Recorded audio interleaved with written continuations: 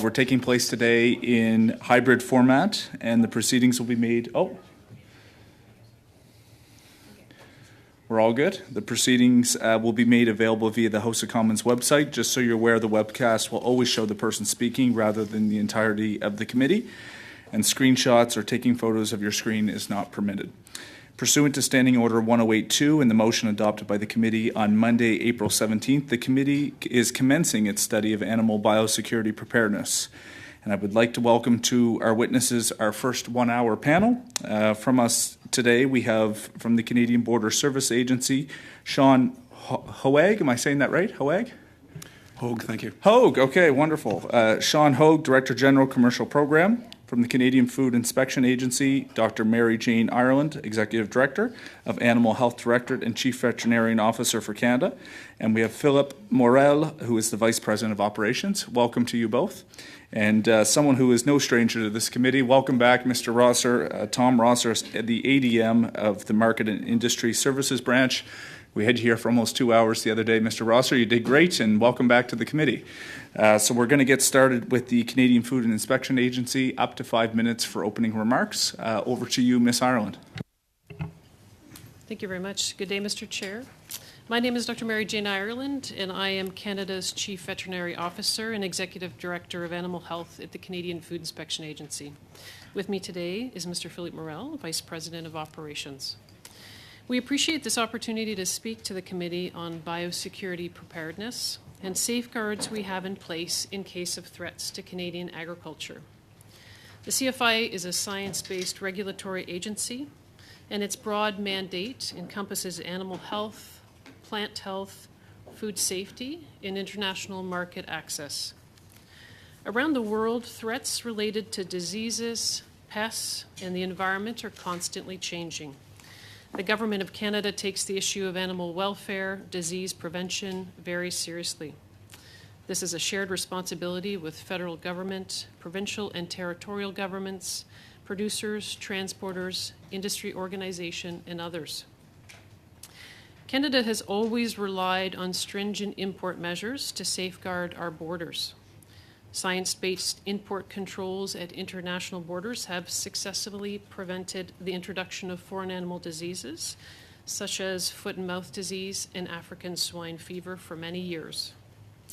In the event that a foreign animal disease presents itself in Canada, the CFI has a robust animal health program in place to manage these events, to promote and regulate animal welfare, to support biosecurity standards, and to facilitate trade and market access for Canadian animals and products.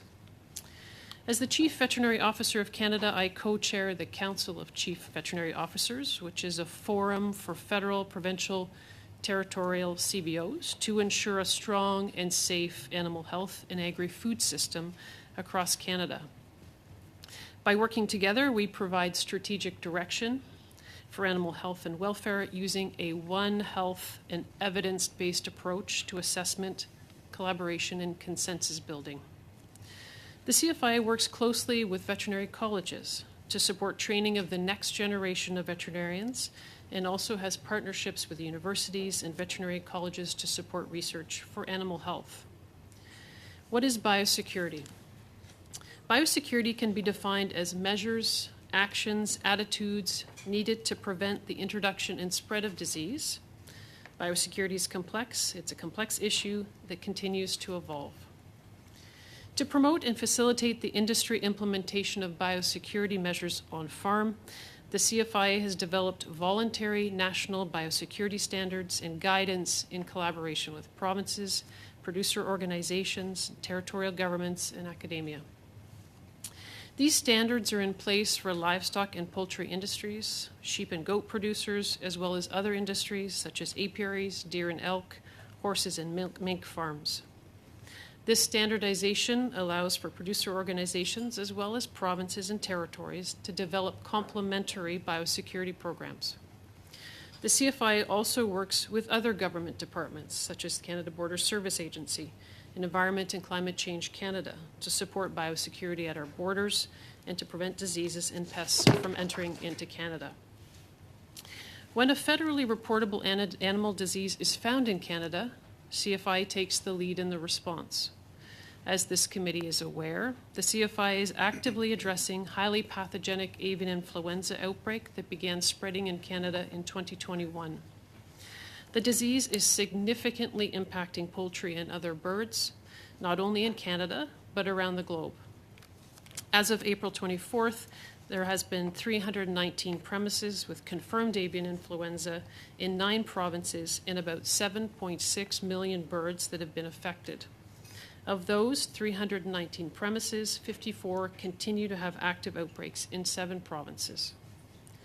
When a disease like avian influenza is detected, surveillance and strong biosecurity measures, along with rapid and effective action, are important to limit the spread of disease and minimize the impact to producers in Canada.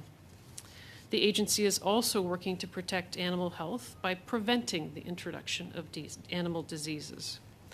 This includes preparing for African swine fever, which has been significantly impacting the pork industry globally, but so far has not been detected in North America. The government is working with provinces and industry to take every necessary precaution to prevent the introduction of ASF and to ensure we are ready should an outbreak occur. The government is currently working on planning, preparing, and testing responses with industry and stakeholder, including provincial governments. An investment of $23.4 million is supporting the pork industry's prevention and mitigation efforts, and another $19.8 million is being invested in prevention, emergency response planning, enhancing laboratory capacity, establishing zoning arrangements, and contributing to international efforts to develop an ASF vaccine. We are also putting measures in place to prevent foot and mouth disease from entering Canada. The CFI is establishing a Canadian foot and mouth disease vaccine bank, as announced this year, with $57.5 million over 5 years and $5.6 million ongoing to both establish the vaccine bank but also to update FMD response plans. This funding will secure sufficient doses of vaccine to protect Canada's livestock industry against large and uncontrolled outbreaks of FMD. This would help mitigate prolonged market disruptions and trade should an outbreak occur. The CFI has an emergency preparedness plan for FMD and other key diseases, including avian influenza Ms. and Newcastle Ireland, disease. I don't mean to interrupt, but I will have to because we're well past the 5 minutes. I wanted to give you a few, if you would like to just wrap up quickly, I would appreciate that, and we'll get to questions momentarily. Thank you, Mr. Chair. My apologies. In conclusion, effective biosecurity is crucial to minimizing the negative impact of animal disease and plant pests can have on Canada's plant and animal resources, which in turn impacts all Canadians and the economy. Thank you. Thank you very much. We'll now turn to Mr. Rosser for up to 5 minutes, please. Thank you, Mr. Chair. Honourable members, appreciate the opportunity to be back again to talk to you about biosecurity preparedness, which is an extremely important component of animal health and the agriculture sector more broadly.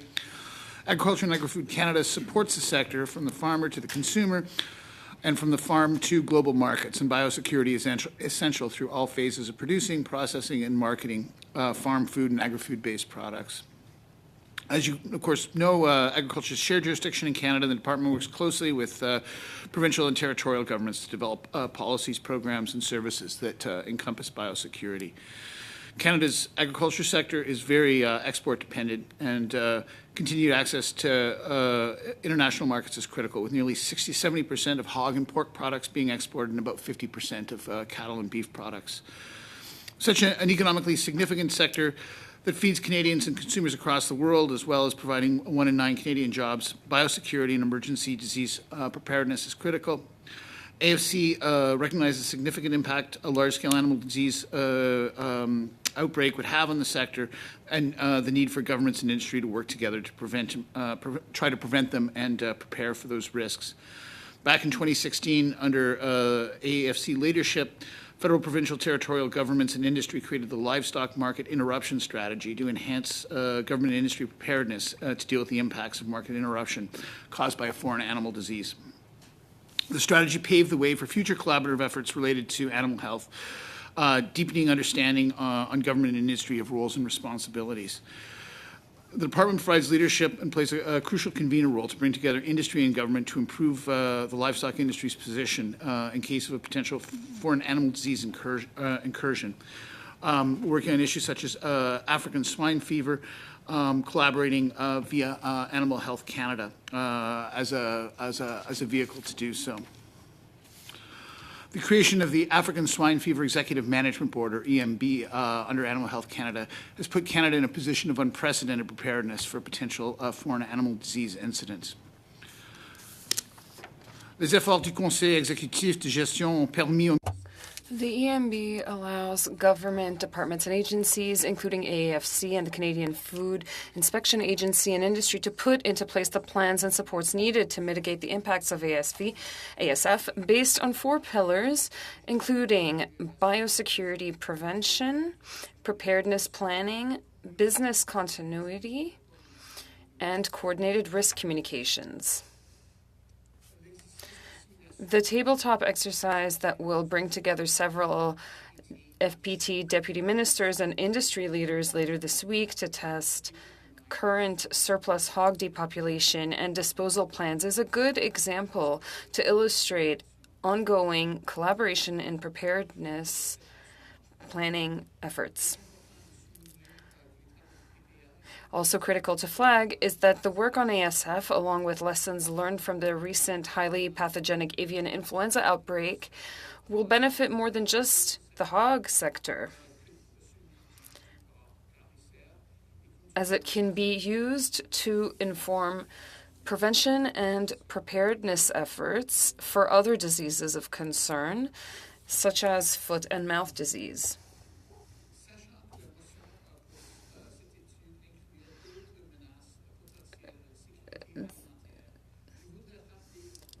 I would like to remind the committee that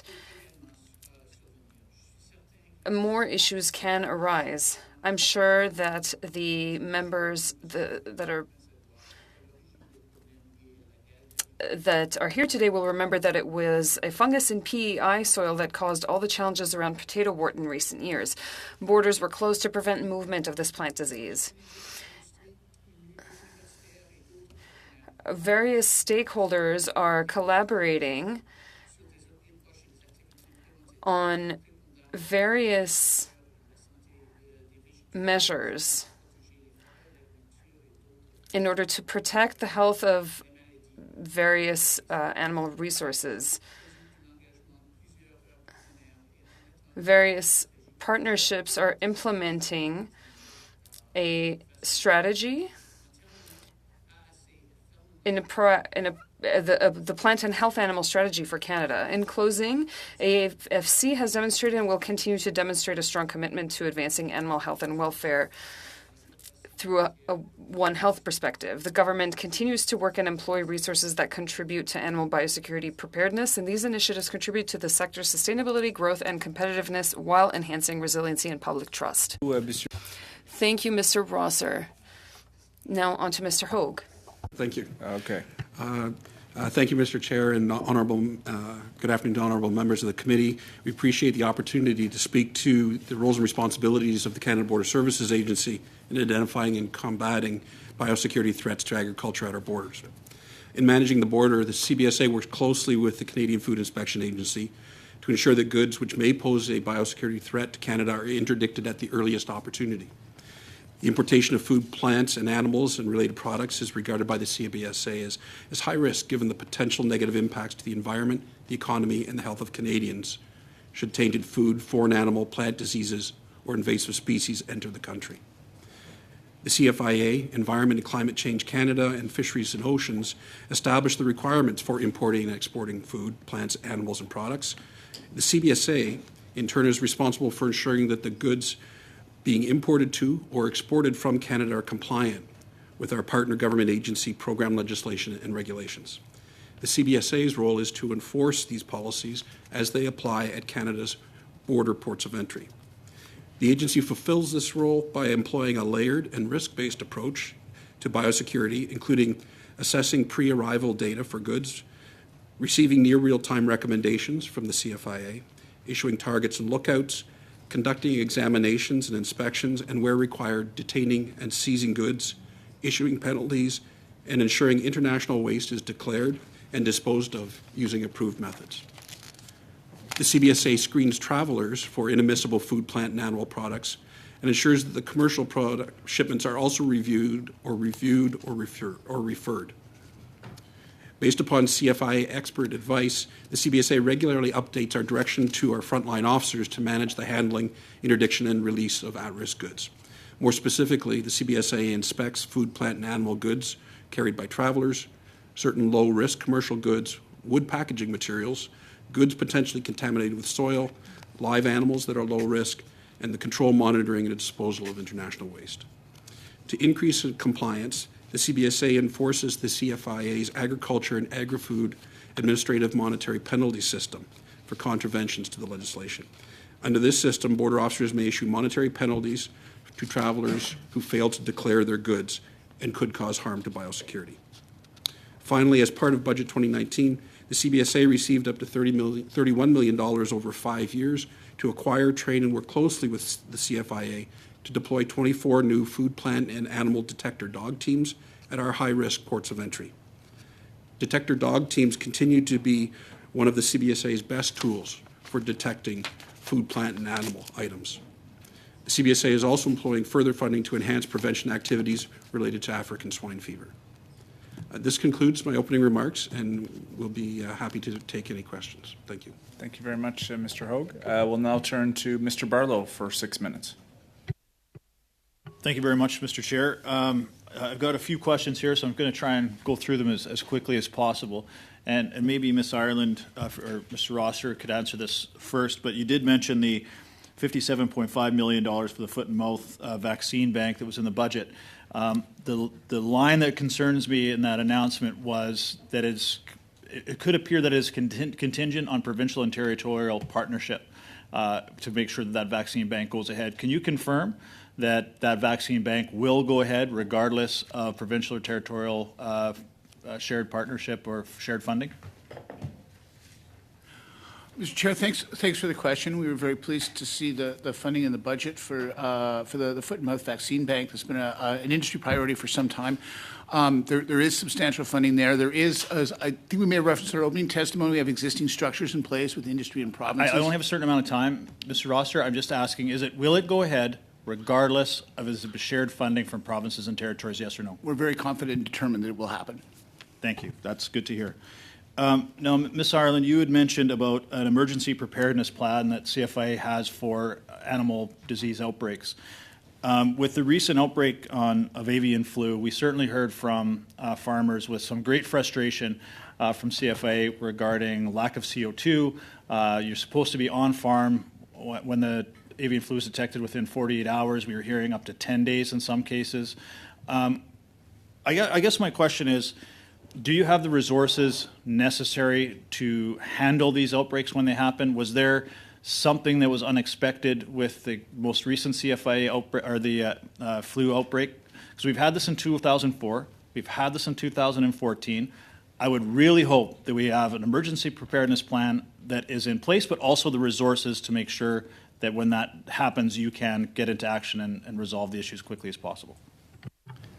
Thank you for the question.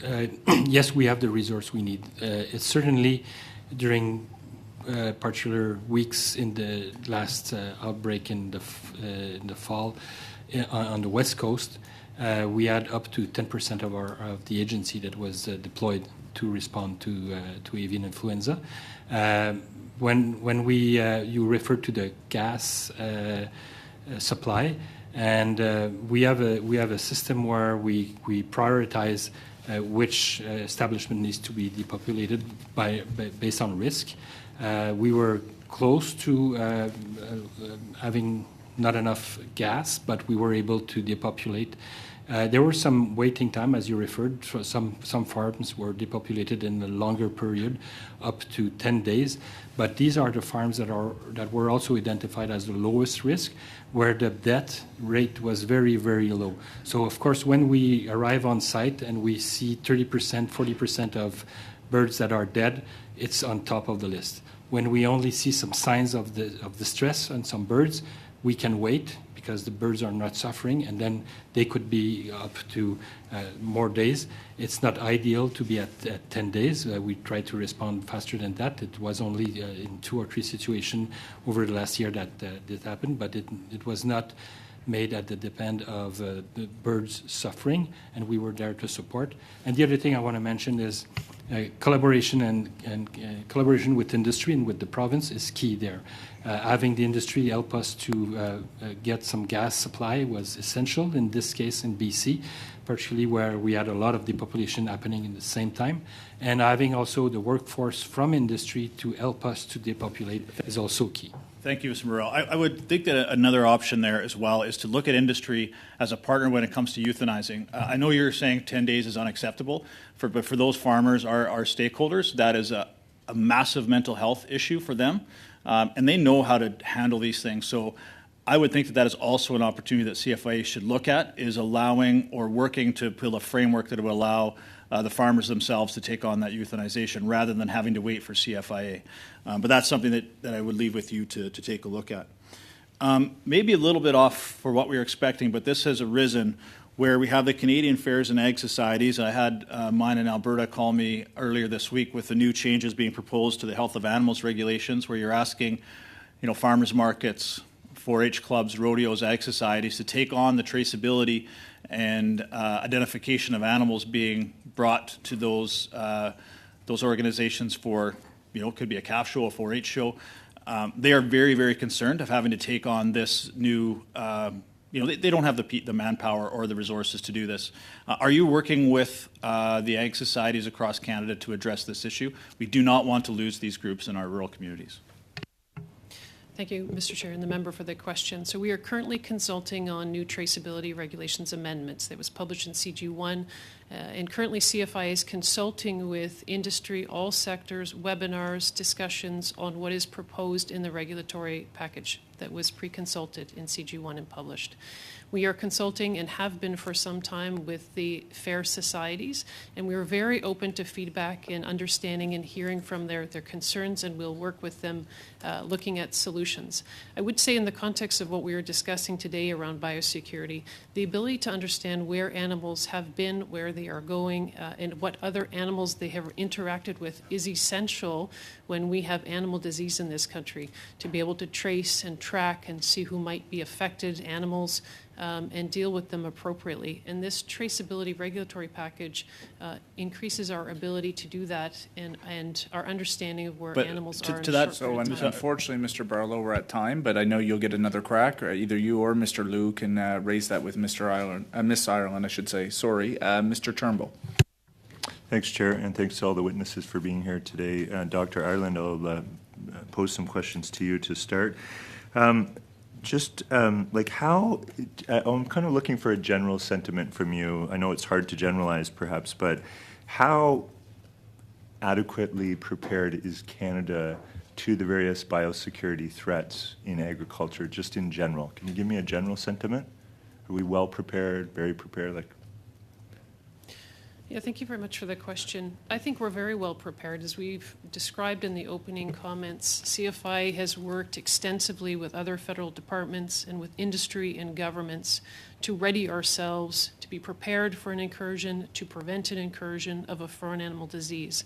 We continue to do that with avian influenza, and we do that with FMD, foot and mouth disease, as well as many other diseases that can enter in the country, including African swine fever.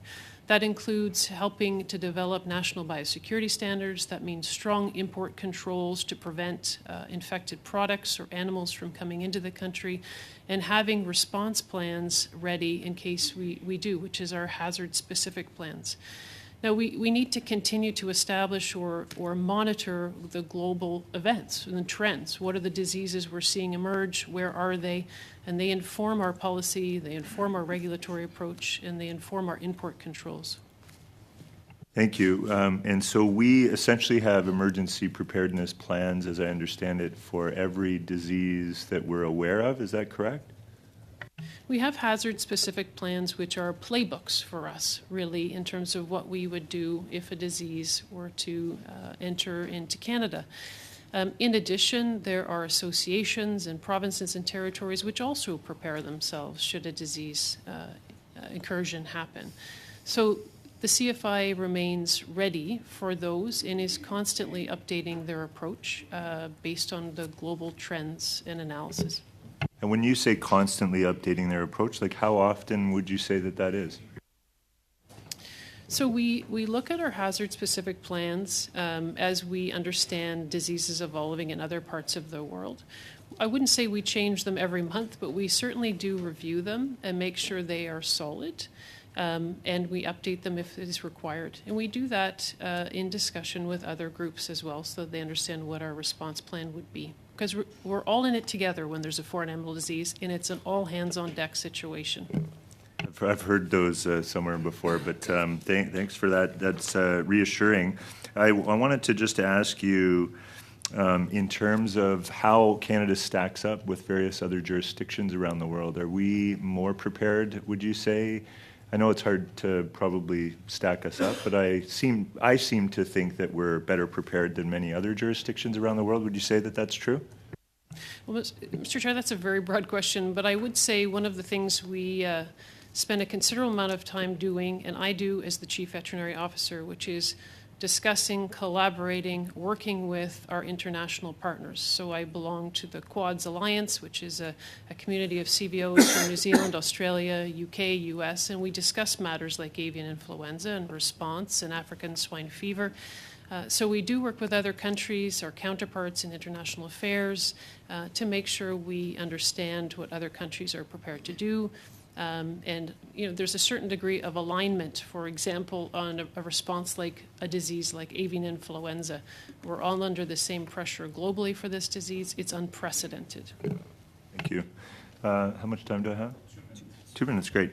I wanted to ask you about zoonotic diseases. So I think with the increase in climate change and the changing patterns and loss of biodiversity, there's many factors I think that are involved, including monoculture within our agricultural systems, all of which may play a role in the increased incidence of diseases jumping from animals to humans. Are we monitoring that as well? Is that part of CFIA's role, or does CFIA have to collaborate with Health Canada and others? And could you speak to that a little bit? Thank you very much for the question. Vast majority of diseases that humans are affected with come from animals originally. So zoonotic diseases are diseases that can transmit from animals to humans and humans to animals. It goes both ways. So the agency works indeed with other federal departments like the Public Health Agency of Canada, Health Canada, Environment Climate Change Canada, to take what we call a One Health approach. That means, really, that we're interconnected. The health of animals is interconnected with humans and the environment.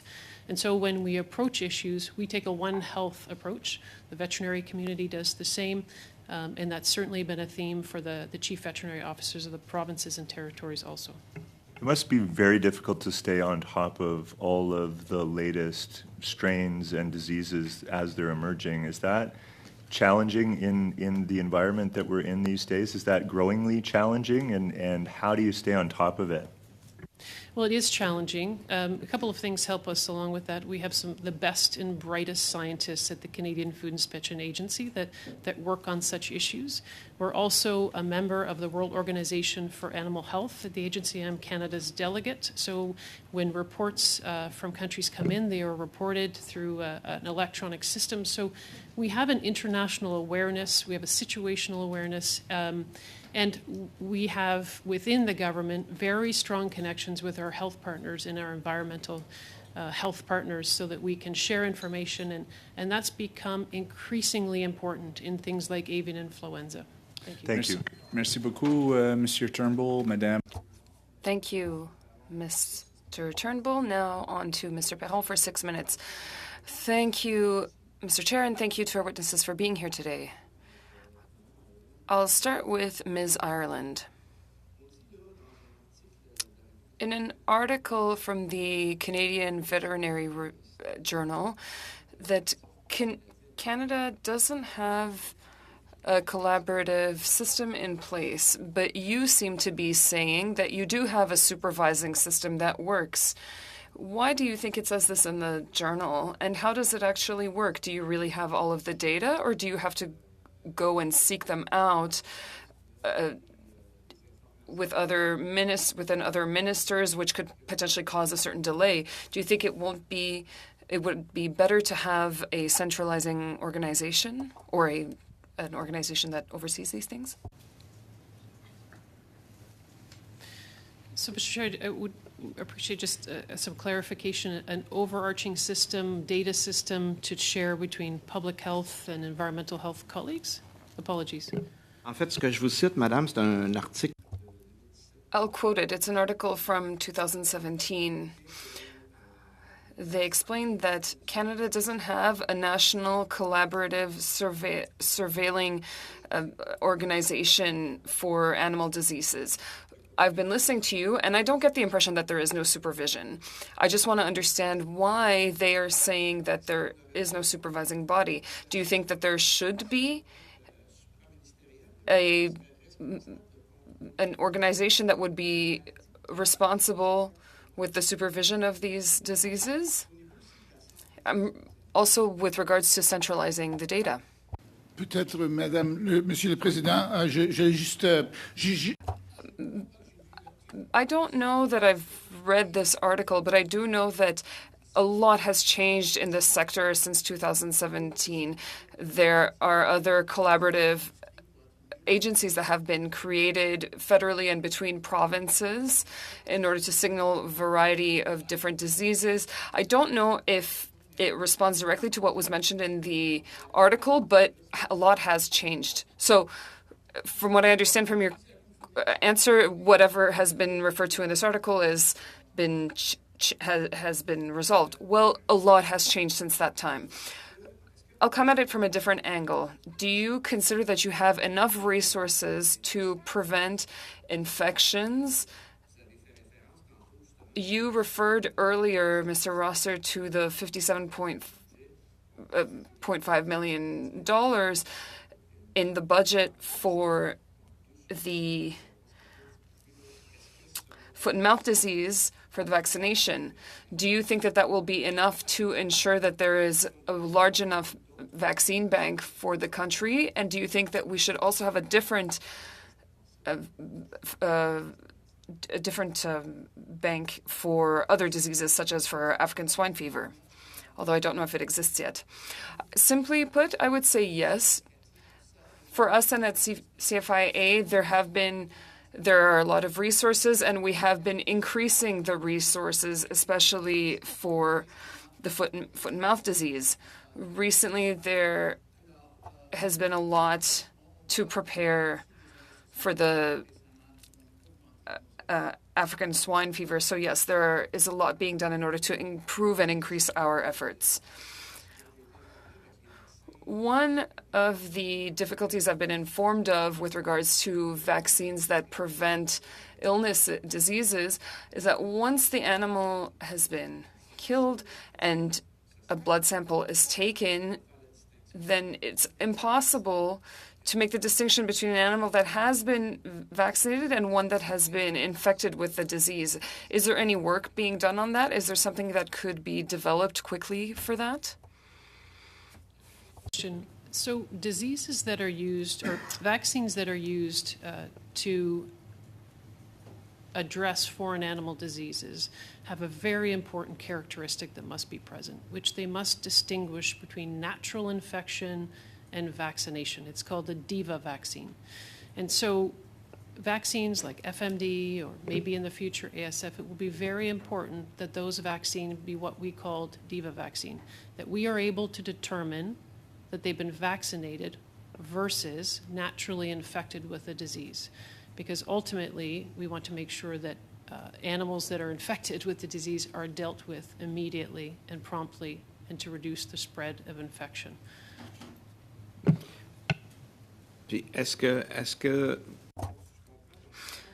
So we are able to make the distinction. Does that not bring any restrictions commercially if we're giving out a vaccine that massively, and there might be some traces of it? So the use of vaccine in the face of an outbreak, if maybe we could use the FMD vaccine, for example. Countries have their own import requirements. Other countries have their own import requirements for what they accept. Some will accept vaccinated animals and some will not. Currently, avian influenza may be a better example. Most countries do not allow the import of vaccinated animals. And so as we contemplate vaccination strategies and using vaccines in the face of an outbreak, we need to think about, discuss internationally, and work with the World Organization for Animal Health to ensure that we use vaccines properly, but also that we are able to return to freedom and export products as quickly as possible. So using a vaccination in a foreign animal disease outbreak is used when you find the disease. It's not used to prevent it from coming into the country. FMD, maybe someday avian influenza, maybe someday ASF, they're generally used to address a disease outbreak when it happens. That will be the case with the foot and mouth disease vaccine. We won't use it unless we have an outbreak, and Merci. we will use it to prevent the spread and return to freedom from the disease as quickly as possible. Merci beaucoup, Madame Irland. Thank you very much. And thank to Mr. Perron. I did add on a little bit of time. Now on to Mr. McGregor for 6 minutes. Thank you very much, Mr. Chair. Thank you to all of our witnesses for being here today. Dr. Ireland, I'd like to start with you. Biosecurity seems to be a hot topic in Parliament. Not only are we examining it at this committee, but we also have some legislation that we're looking at. And it had its first hour of debate on Monday. In my research for that piece of legislation, I noted that most of the, if not all, most biosecurity incidents are the result of people who were authorized to be on the farm. And, you know, some reports have found that despite those risks, you know, you mentioned the CFIA has voluntary biosecurity guidelines for some animal farming sectors. They are developed in cooperation with industry and government. But the adherence to those standards is not a legal requirement. Provincial legislation varies. I mean, we're a very regional country. I guess given the threat posed to some sectors like avian influenza, which is keeping many scientists up at night, do we need to step it up a bit more and actually have a legal requirement for adherence? It's more in line with what Mr.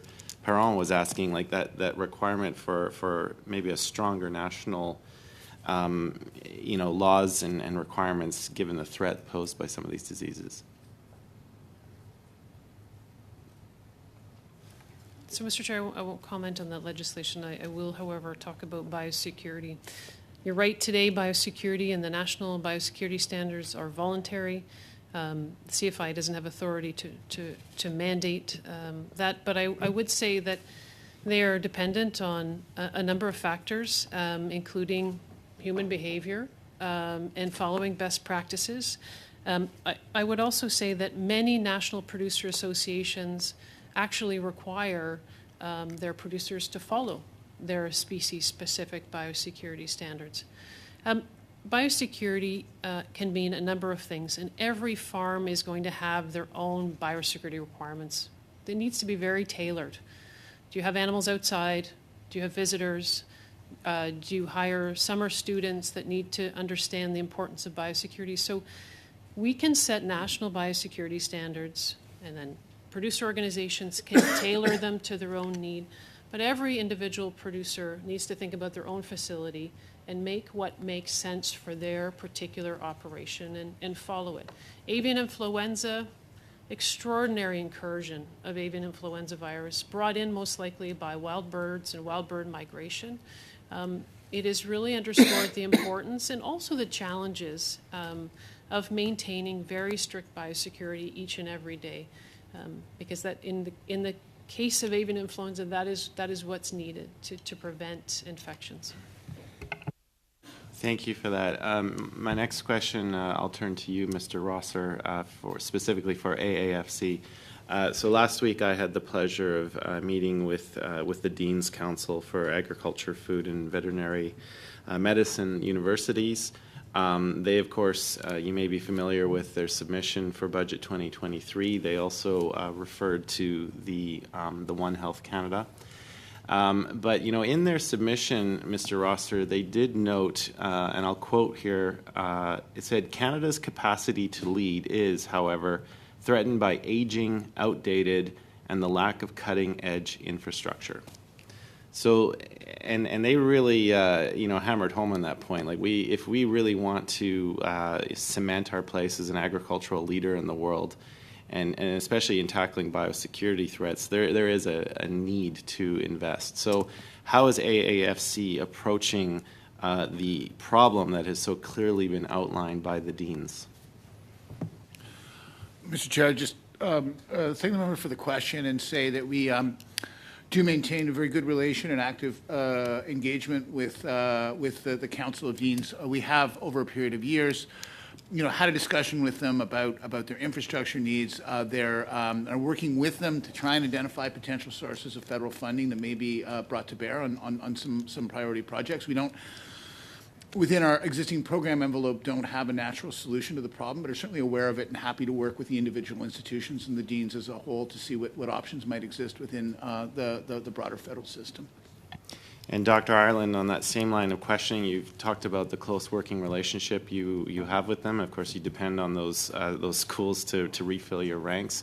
Going forward, what are the demographics like at CFIA? The number of people who are close to retirement, or do you have enough people coming through? Is the education supply adequate to maintain what your needs are? I thank the member for the question, Mr. Chair. It's an excellent question. So at the agency, one of the things that I'm preoccupied with is the Canadian issue of a veterinary shortage. We have a shortage of veterinarians in Canada. That's not only a Canadian issue, it's actually a global issue. Increase in pet ownership, increased demands over the pandemic period. We too at the agency are short veterinarians and are trying to forge relationships, make sure that new veterinarians in school understand what we do, the exciting careers we have to offer veterinarians, and we do a lot of work through summer student internship programs, and I try to work with the universities and the veterinary schools to make sure that we are top of mind for veterinarians when they graduate or if they want a career change. But there is a shortage also in private practice, and then many of the schools, as the deans might have talked to you about, are increasing their enrollment to try to address that issue and working with provinces for more provincially funded seats. But we're all very seized with this issue because veterinarians are the key to animal health and environmental health and human health, and so we need a good supply of them, and we're all working together. The Canadian Veterinary Medical Association is also driving forward on making sure we all understand best practices on keeping veterinarians. Thank you, and Mr. internationally, Thank you, we're working together too. Thank you, Ms. Ireland. Thank you, Mr. McGregor. Now we have Mr. Liu for up to 5 minutes. Merci, Monsieur le Président.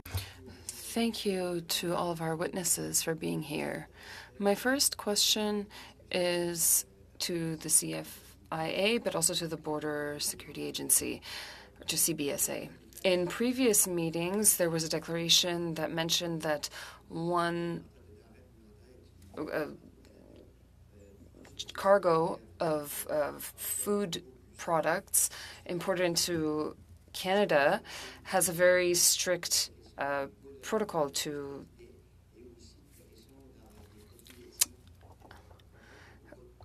we can't control everything, but is it still the case that it's only 1 out of 10 cargoes that are supervised? Well, 1 out of 10, it all depends. The level of inspection depends on the risk of the food products. So if some are more at risk, then we will do more than 1 in 10. But if it's less at risk, then we will do less supervising. So I don't know which food product you're referring to with regards to 1 in 10. Well, it was especially with regards to poultry. It's more or less that. We've been asking our producers here in Canada to follow very strict standards, and that's fantastic. But I think we should ensure that there is inspection and that those standards are respected. There's also the reciprocity of standards. Maybe there is a lot of work to do. Is it only the agencies? Is it the agricultural, the Department of Agriculture that needs to take care of this? We do have many borders we do share many borders with our neighbors in the south. Ms. Ireland mentioned something earlier. I'm wondering where there is a lack of resources and where we can find solutions, because there is an impact, a direct impact on our producers. Maybe I can just say quickly that we do have we maintain a dialogue with various sectors, same with poultry, same with dairy. We work with CBSA. And with regards to spent layers, we've been working with the Canada Border Agency, and there has been a decrease in imports in the last few years. With regards to reciprocity, we do demand the same quality with regards to what's imported. With regards to, it's the same as what's being circulated in Canada. The risks are different depending on the country of origin, however. So the standards with regards to the final product, they follow the same standards. Of course, it's the same standard once the product has entered the country. But perhaps we can still be rigorous. With regards to the CFIA, on your website, it's mentioned that there is a plan with regards to specific risks for foot and mouth disease. Is there a program that you wish to put in place for that?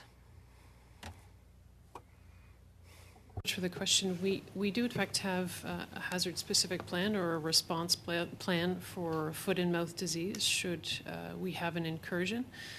We are currently working with Animal Health Canada to enhance and consider broader vaccination should we have an incursion of FMD.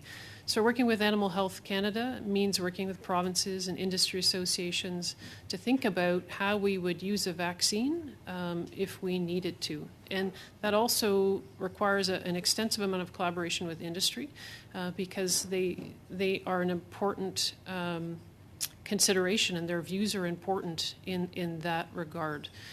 So the FMD vaccine, as I mentioned, would only be used if we had an incursion, and how we use it, when we use it, where we use it, depends on many factors. Is it a big outbreak? Is it a small outbreak? Where is it? How many animals are involved? And so these are all decisions around FMD that we will be working with Animal Health Canada on in moving forward. Merci beaucoup, Madame. Thank you, Ms. Ireland. Mr. Liu as well. Now, Ms. Valdez for 5 minutes. Mr. Chair, and thank you to the witnesses for joining us today. This question is for all of you. So if tomorrow disease strikes any part of our agriculture, can you share with us what your respective processes would be? I'll start with you, Mr. Hogue. Thank you for the question. From a border perspective, the way we respond is that all importers must provide information on the goods prior to them arriving in Canada. They are then risk assessed, and we may issue targets that interdict shipments at the border and prevent them from coming into the country. And I think that follows up to the other member's question about what we do at the border. This layered approach, our officers then have the authority to examine specific shipments and detain those shipments until the CFIA or Agriculture Canada provides us with direction to release them. So were there to be an outbreak, and CFIA advised us to hold goods at the border. We would hold them there until we receive further direction to either release them into the economy or to send them for destruction. Thank you. Dr. Ireland or Mr. Morrow? Yeah, so for CFIA, if there's a disease or something in biosecurity related, of course, the first thing we will do is make sure that the situation is contained as possible, and that we also can validate, for example, if it's a disease, we'll send samples to laboratory and get results. And after that, we put in place what needs to be done to make sure that, for example, an animal disease or a plant disease, that the food or the animal don't move from a certain zone, that there's some movement control that are in place, and that we restrict to the maximum the risk of spreading any disease that is present.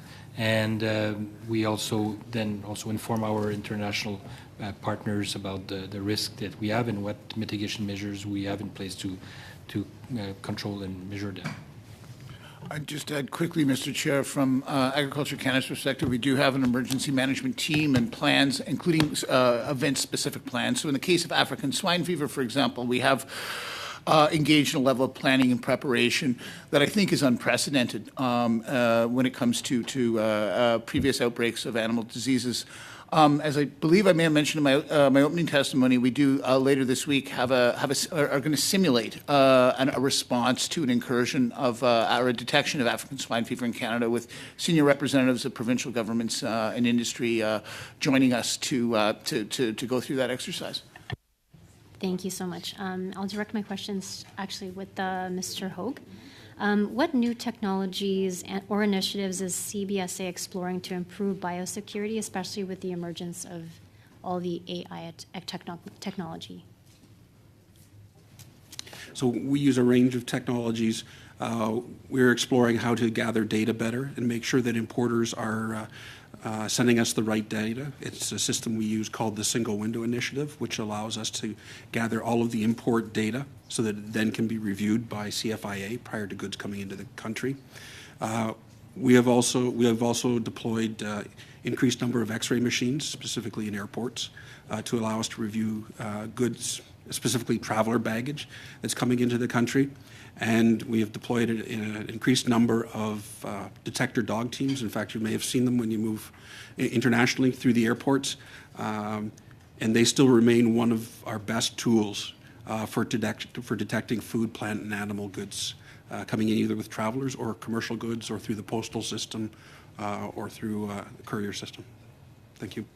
Thank you. I had met one of those dogs at one of our recent visits to the CBSA in Toronto. What are some of the key challenges in balancing biosecurity measures with trade facilitation, like, for example, with trading to the U.S.? It's a constant top-of-mind challenge for the agency, is ensuring that our supply chains continue to remain open and flow in a fluid manner, while also delivering on our mandate to protect the health, safety, and security of Canadians. We do that through this layered approach. Again, making sure that we get the data for goods that are coming in, or data that requires goods that require permits to leave the country, so that we can review that and then taking actions to examine goods when required. It's not possible, nor would it be in the interest of supply chain fluidity, for us to examine everything coming in or going out. Thank you very much, Mr. Hogue. Ms. Valdez. Now we have Mr. Perron for 2.5 minutes, please. Merci beaucoup. Thank you very much, Mr. Chair.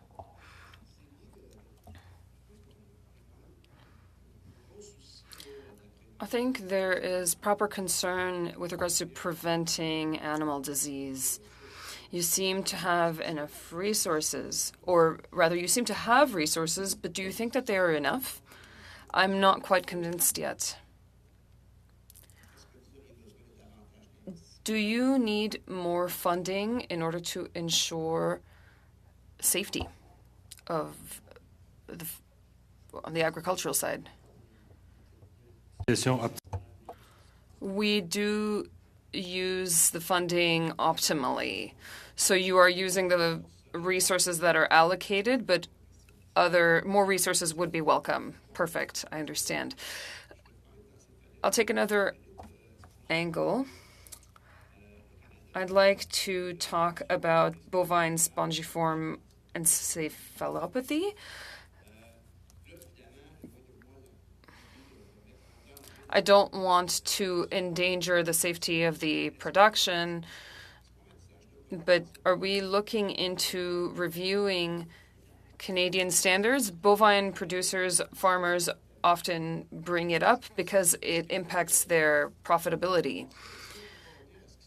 Can we review this and maybe come back to what was used to be done, or can we find some sort of a compromise that would be less restrictive for the producers and farmers? Mr. Chair, thank you very much for that excellent question. So we received in 2021 negligible risk status from the World Organization for Animal Health for our current BSE program. So our current BSE program was examined and determined to be strict enough, efficient and effective enough to grant us negligible risk status. We understand, and that's based on our existing program, we understand from industry that there are concerns and that the differences between what we call the handling and the listing of specified risk material, those materials that present risk, to BSE, the differences between the U.S. and Canada are causing economic concerns.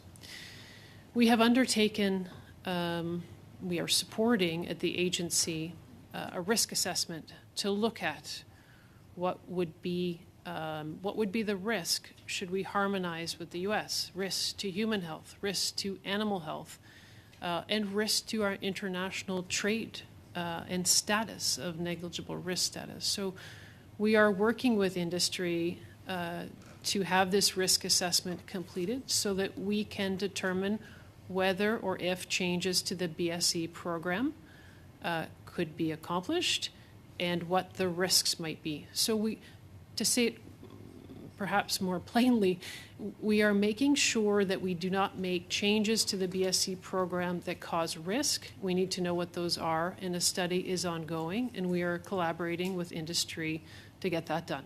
Thank you very much to you both. Mr. McGregor, you'll end the second panel, or so I should say the second round, 2.5 minutes, please. Thank you, Chair.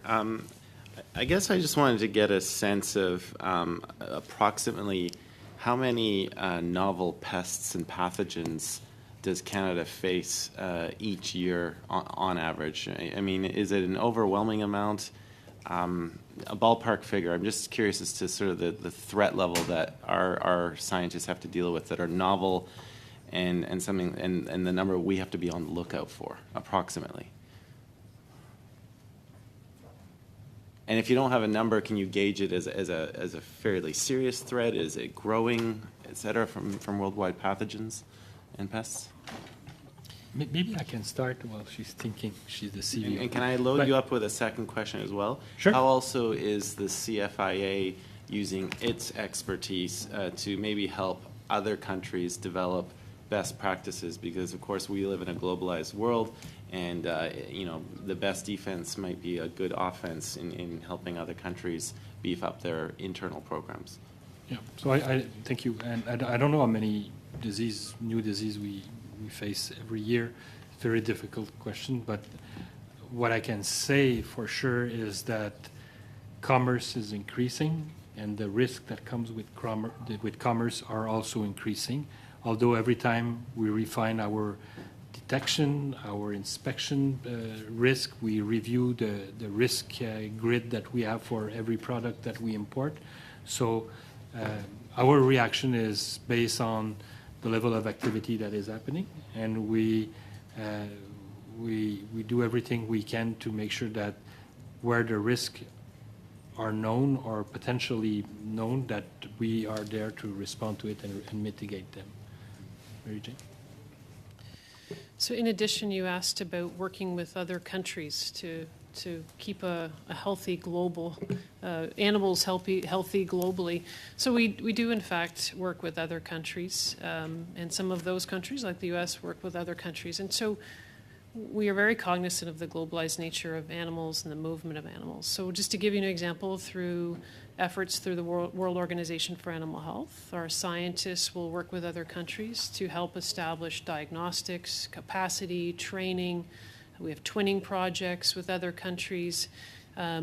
We work through WOA around issues like ASF.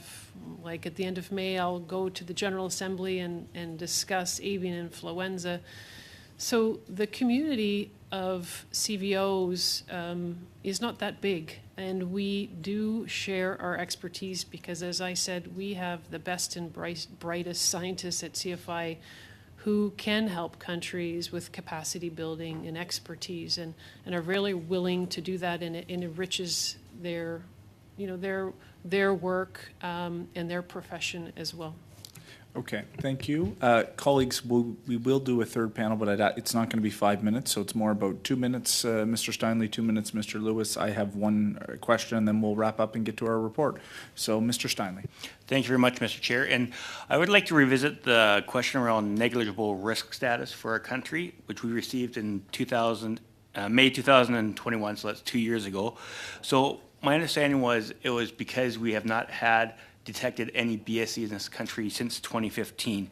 So I was wondering, why would it affect our trade status if the Animal Health Organization found we had negligible risk status if we changed our regulations within Canada? So was it have to do with our regulations that we got that status, or just because we haven't received or detected any BSE since 2015 in our country? Thank you, Mr. Chair. In order to obtain negligible risk status, Canada provided the World Organization for Animal Health a very comprehensive, in-depth package of information and data to show that we have the right controls in place to prevent BSE from occurring again. And it was all components of our processes, our inspections, our data. That was evaluated by the Scientific Commission, and it was determined that our program was solid and sufficient, and Canada was deserving of negligible risk status. The negligible risk status that was afforded to Canada, given to Canada, did not change the program. The program is what that status is based on. Not to say that I changes understand can't that. occur. I'm just wondering if there's a regulation change, will that affect our status?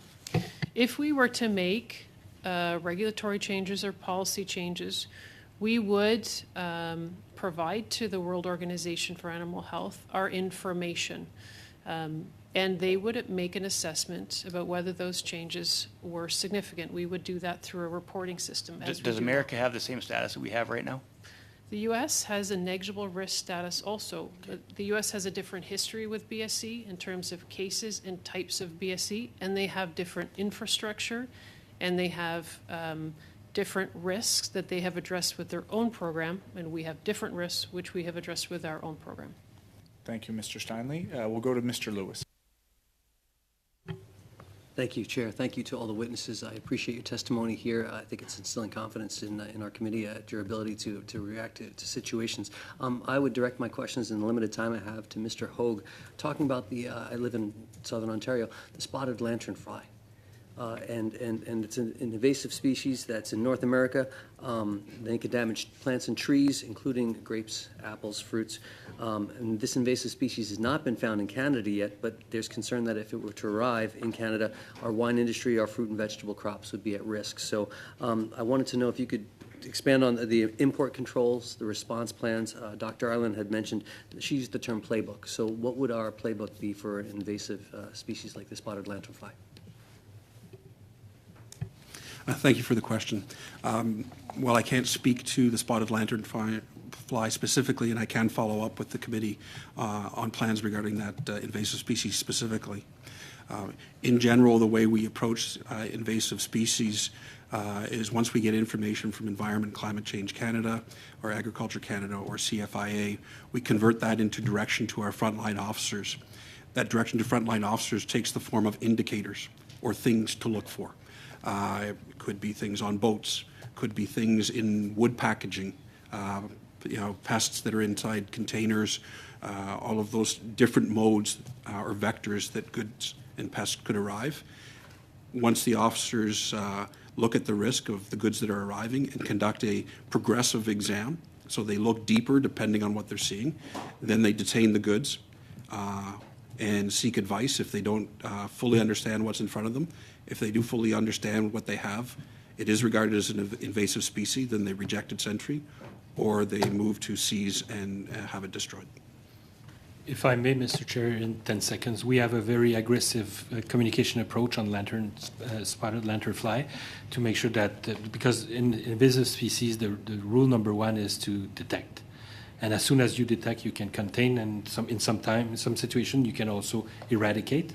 So we have a very aggressive communication package, like in the southern Ontario and southern Quebec, where the risk is higher for this species. Thank you, Mr. Lewis. Just a couple from me. We mentioned the foot and mouth vaccine diseases, the vaccine bank specific to Canada, which I think is everyone on this committee would have to agree is a smart and prudent investment. Mr. Rosser, help me understand, is it going to be in one place in the country? Is this the certain vaccines that we have dispersed over multiple locations that have some secure elements? Where do these actually vaccines located in the event that they have to be needed? And could you provide this committee what those considerations would be? Mr. Chair, and perhaps CFIA colleagues may have something to add. I mean, we are, as I think I may have mentioned previously, we are in discussions with provinces and territories on industry partners through groups like Animal Health Canada, not only on purchasing vaccines and where they'd be stored and how they'd be accessed, but how they'd be distributed in the event of an outbreak. So there is a collaborative exercise to operationalize and make real this vaccine bank, and I think many of the specifics of that.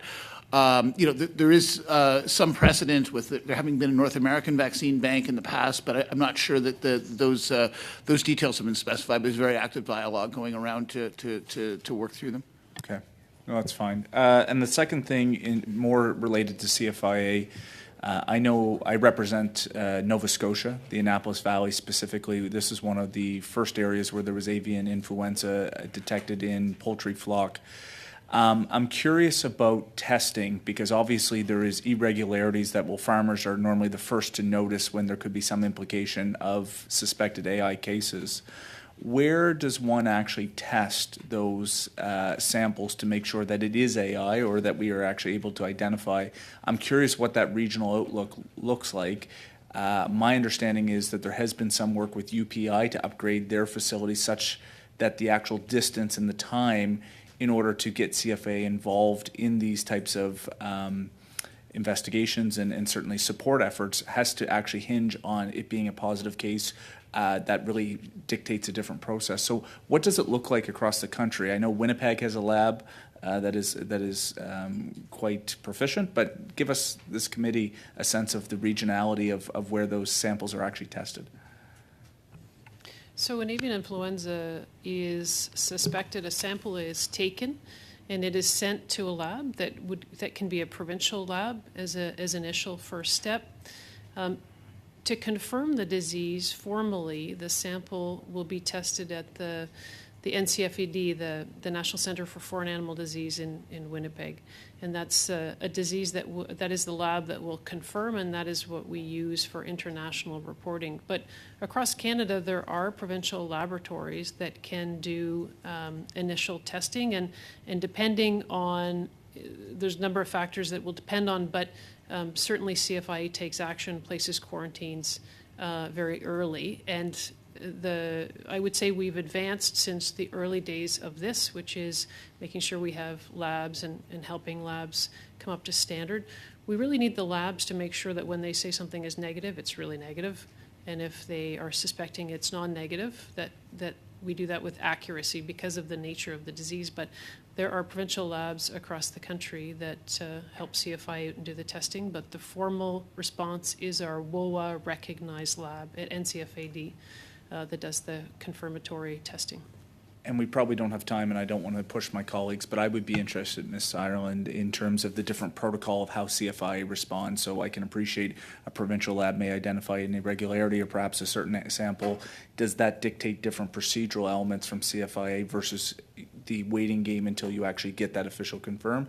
Or is it all CFIA treats it the same if you have a provincial result versus what you have in Winnipeg? Or if you want to speak to that, or you could provide information later. No, we take early action based on early findings of the labs, provincial labs, and we can get you more information on how that rolls out. But the avian influenza outbreak, given the findings in multiple provinces and the experience that our labs have with sampling, we don't wait, particularly if it's been found already in an area, because rapid response is critical to prevent spread. Absolutely, and I think this committee certainly wants to commend your work on supporting our agriculture sector. Folks, colleagues, that ends our panel today with our officials. I'd like to thank Mr. Hogue for coming from CBSA, Ms. Ireland, Dr. Ireland, I should say, Philippe Morel, and Mr. Rosser. Thank you so much for your work, respectively, in our agencies that help support our agriculture sector every day. So, colleagues, with that, we're going to take about a 5-minute break. Please don't go far. We're going to switch over into in camera to study our report. Let me also recognize Ms. Khalid, who's joining the Agriculture Committee, Ms. Sidhu, and Mr. Vierson, who is now gone, as Mr. Steinley is back. Ms. Steinley. We'll see you in a few seconds, colleagues, and we'll get working on that report. Cheers.